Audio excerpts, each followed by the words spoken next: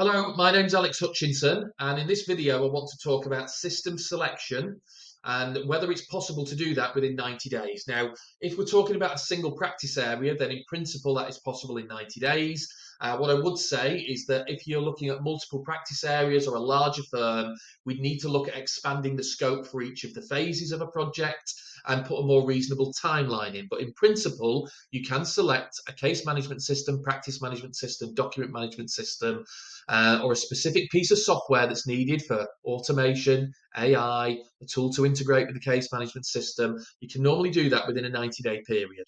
Okay. Now, the way to do that is to have a proven method and to avoid certain pitfalls. So the pitfalls, the mistakes that people normally make are they would think, we don't know what we don't know. We don't know what tech is available in the marketplace. We don't know what questions to ask. So we're going to go out there and talk to a few suppliers. That is immediately burning time out of that 90 days because you're looking at what's possible, but you don't know what questions to ask. You can't direct or control that conversation.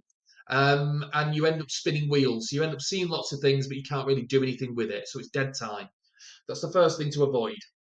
The way to approach that is to have a proven methodology to follow. So I have a six-step, six-phase process or method that I follow every time. It's got proven success. It avoids the common pitfalls. And the way that you get to that selection within 90 days is to look at what's this phase one, what's the strategy and headline reason why we're doing this? Do we know what we're trying to achieve, what outcomes we're trying to achieve, and why? Is there a business case for doing this? There normally is. Normally firms don't want to do this for no reason, but we have to sense check that and see whether there's improvements that could be made within the existing system, for example, that would leverage benefit, change, improvement without having to rip it all out and start again. So there's a reason that we're asking those questions. The second phase is knowledge acquisition. You have to start understanding what are we doing at the moment, how are we doing it, why are we doing it, what's the metrics associated with the bottlenecks, frustrations, and challenges that we face. Is there time that we're burning? Is it costing us units? Is it impacting client performance? Is it risk from a compliance perspective? Where are the problems that we're facing at the moment that we want to address as a byproduct of going through this process? Now, that's important because it then feeds into the requirements, which is a key phase, phase number 3. The requirements need to be collated, and you do that through 3 iterations normally. So you draft the requirements based on the knowledge that you've already acquired. You propose that to individual teams, members within a team. That goes through a second iteration, say we also need to add these onto the requirements, and then you go through a third phase for approval. So what you have through this stream of iteration of requirements that can move quickly if you've got the right project resource in and you're focused because you know you're focusing on requirements and not looking at things yet. Phase 3 can be completed. Then you get to phase 4, which is identifying the right system and software for you. Now, the way that you do that is you can very easily, I've just done it this week, is not this week we've got to the end of this process of having the requirements in place, which means online we can get a list of 12 potential case management providers. We can very quickly look online at what their capabilities and components are to shortlist that down to 4 that might be able to help because they include the necessary aspects of what is actually needed. So you're immediately chopping out having conversations with firms that can't meet all of what you need. You can prioritize that. Then you can have initial conversations with those providers, not demonstrations that the firm's involved with. A project team talks about this is what we need to achieve. How do you do it?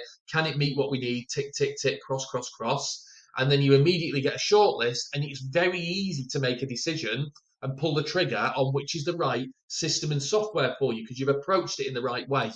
Now, you've got phase 5 and 6, which is to do with the work that needs to be involved for tailoring and migration. And then you've got phase 6, which is implementation and training. So identifying the solution is not the end of the project, but it's very important for firms to be able to get to that position quickly or affect time effectively so that they feel confidence in the progress and time that's been invested. And we're going somewhere. We now need to plan how we're going to get there. So if you would like to talk more about system selection, case management, practice management, document management, or whether you have a software project where you need to identify specific tool, system or solution, whether it's off the shelf or bespoke, whether it's to do with automation, AI, integrations, whatever that may be.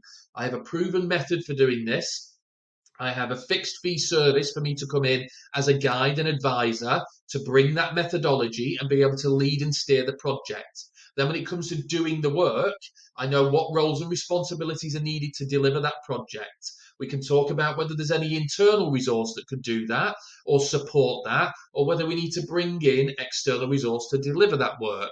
And if so, I can source and provide it. So it's a very logical approach. There's a way to do it, there's a way to get it right. So if you have system selection, software selection on your radar for 2024 or beyond, I'd love to have a conversation with you. You can reach out by connecting with me on LinkedIn, send me a direct message if you've got any questions, or if you'd like to just arrange an initial intro call to find out more about this method and process, the fixed fee for guidance and advisory, and what we do with additional project resource and how to source and provide that, then you can arrange initial call. No charge or obligation, but I only have 2 slots a week available for that. New opportunity conversations. Feel free to reach out if that sounds relevant or of interest. Thanks for watching. Take care. Bye.